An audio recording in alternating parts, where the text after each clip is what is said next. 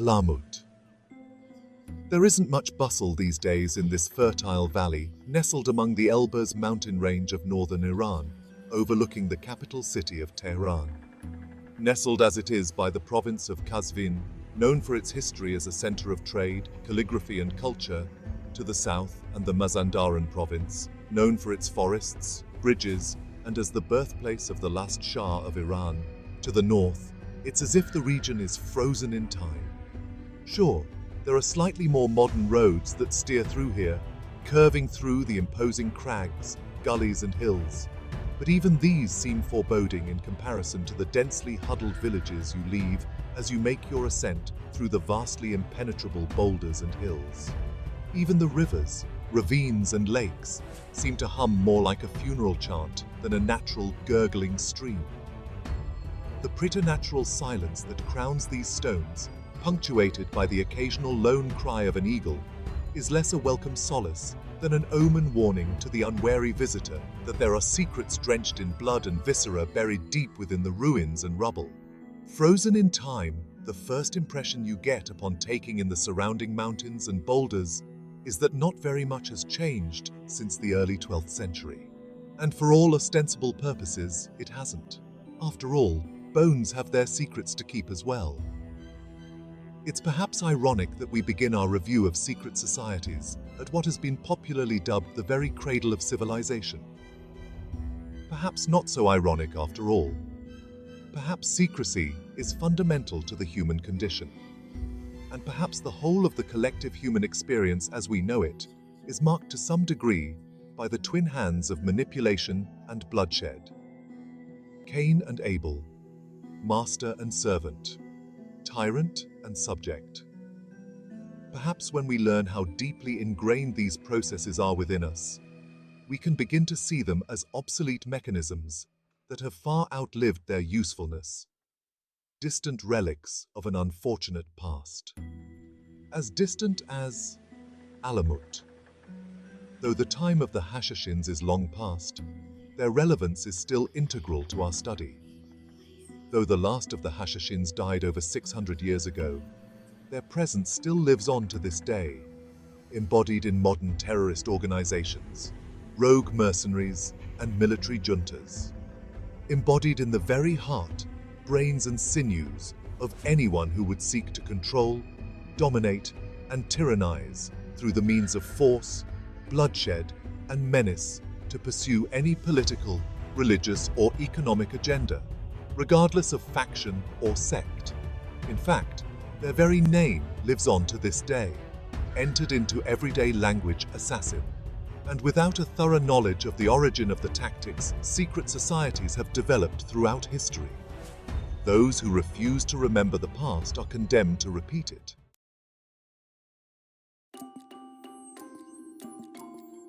Origins of the Hashashin. Perhaps the blueprint for all secret societies. An understanding of the role the Hashashin played is impossible without understanding the context in which they developed.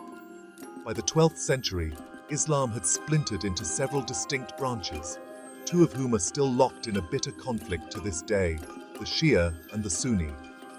The Sunni, who represent the largest denomination of Muslims in the world, maintain that Abu Bakr, the father-in-law of the Prophet Muhammad, is the first and rightful caliph, the direct political and religious successor to the Prophet of the Muslim community. In distinction, Shiite philosophy declares that the Prophet's son-in-law and cousin Ali holds rightful claim to the title of caliph. Within this divide, numerous subdivisions occur, each claiming distinct lineages and successions as varied and conflicting as their tenets. Within the Shiite branch, the three largest subdivisions are recognized as the Imamiyya, the Ismaili, and the Zaidi. There is not enough space to detail the specific differences between various branches and divisions of faith.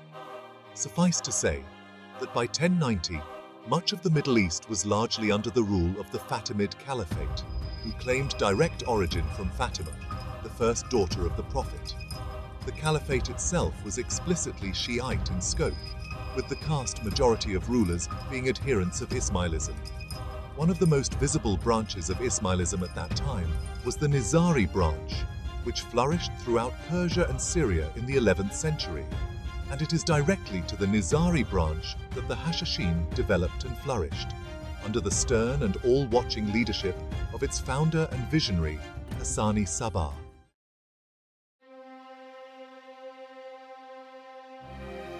The Old Man of the Mountains.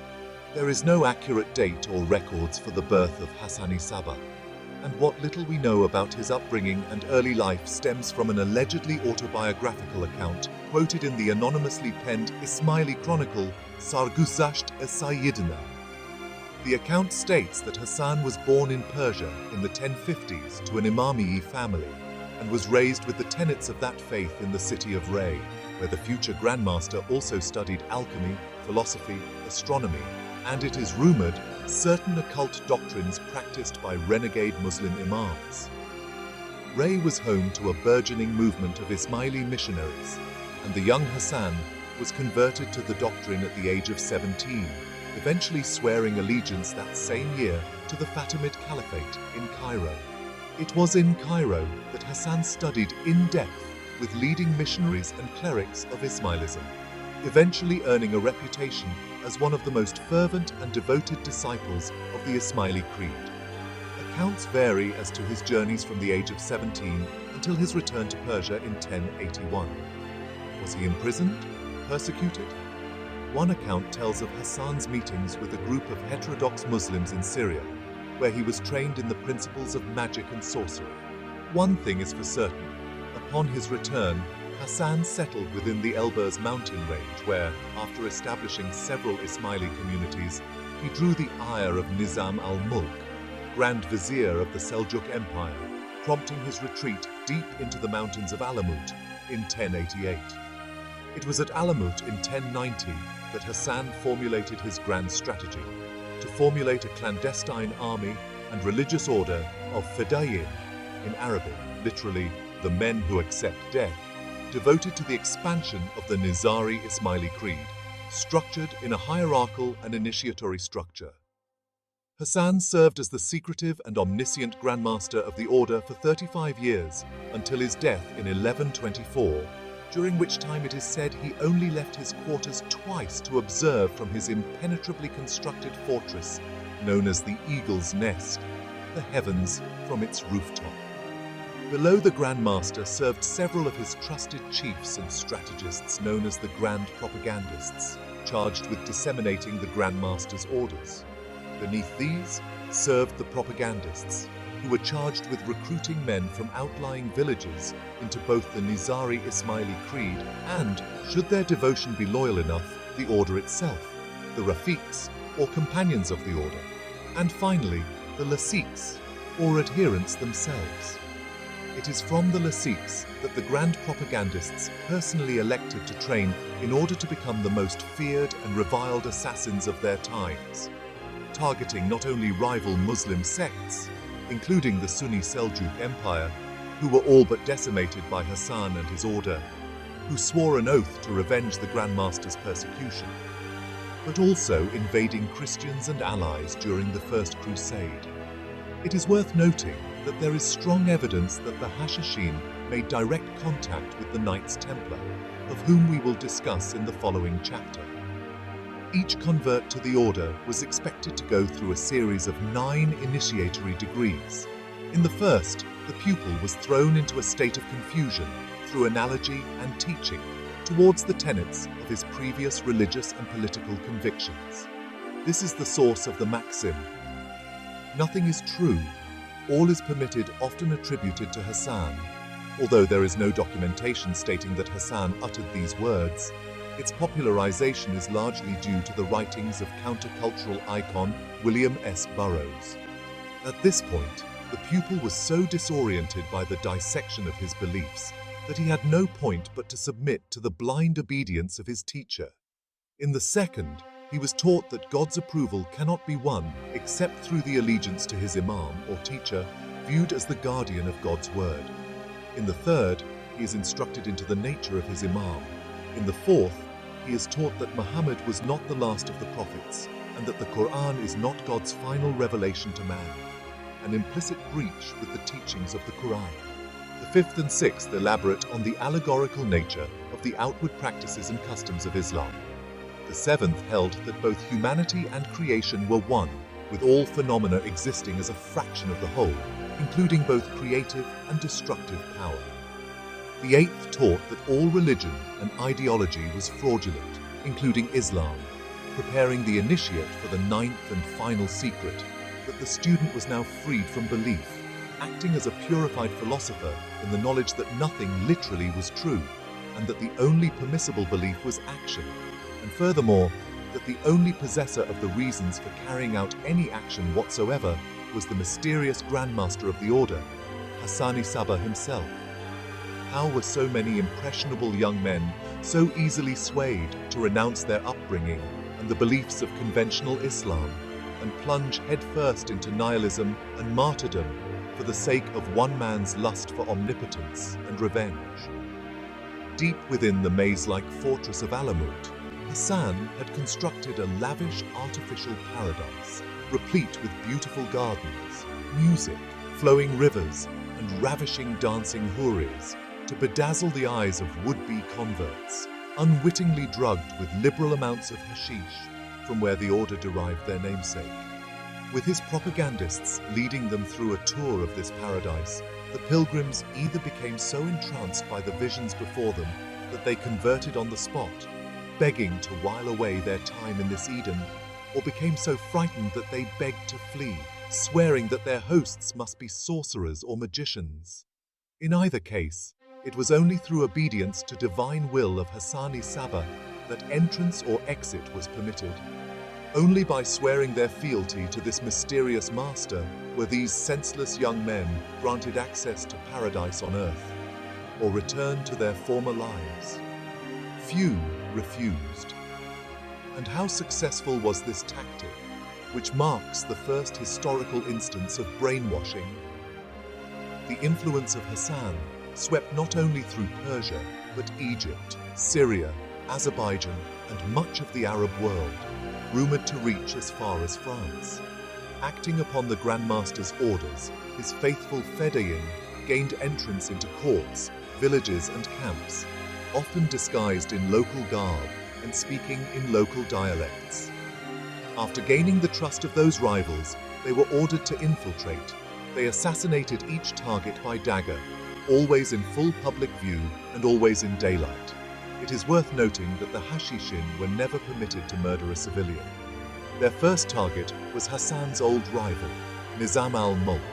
Their network of fear and stealth soon spread throughout Persia and Syria, with hundreds, perhaps thousands, of assassinations being committed before the eyes of a quivering public, who no longer knew which stranger to trust. Nor did neither the order nor their campaign of terror end with the death of Hassan-i-Sabbah. Over time, new grandmasters were selected, each swearing to uphold the legacy begun by this mysterious old man of the mountains. Countless regions and properties were brought under their command. Crusading knights spun endless tales regarding their ruthless and mercenary foes, giving rise to the eventual adoption and Latinization of the term assassin. And then, it came to a halt. The fall of the Hashashin Empire came about with a Mongol attack at Alamut in 1256. Their fortress and paradise seized. Their spirits and numbers diminished substantially. The few remaining members spread out into Syria, where they acted as mercenaries for hire by local sultans and emirs. There is some speculation that they continued their teachings and practices well into the 14th and perhaps even early 15th centuries.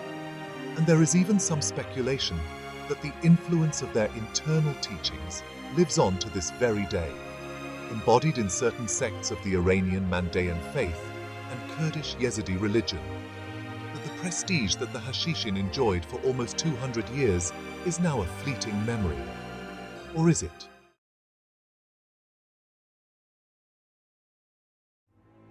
Legacy of the Hashashin. As stated earlier, the Hashashin fell in the 13th century, yet their ethos of carnage and terror continues to this day.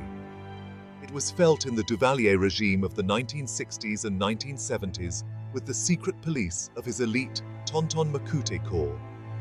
It was in the killing fields of Cambodia, of Pol Pot's Khmer Rouge Party, and the unspoken corpses that lay buried in Chile as a result of the Pinochet administration.